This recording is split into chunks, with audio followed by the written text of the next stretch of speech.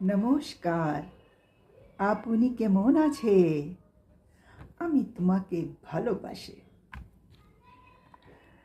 तो आज unity month में बंगला भाषा का टर्न है और बंगला भाषा बहुत ही मीठी भाषा है और गुरुदेव रवींद्रनाथ टैगोर का गीत एकला चलो रे मुझे बहुत पसंद है, मेरे दिल के करीब है और मुझे इंस्पायर करता है।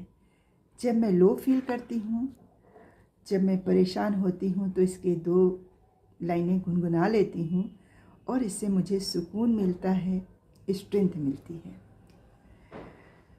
जोड़ी तोर डाक सुन कोई नाशे तो बे एकला चलो रे, जोड़ी तोर डाक शून्य क्यों नाशे तो बे एकला चलो रे, तो बे एकला चलो एकला चलो एकला चलो रे, एकला चलो रे, एकला चलो रे, एकला चलो रे।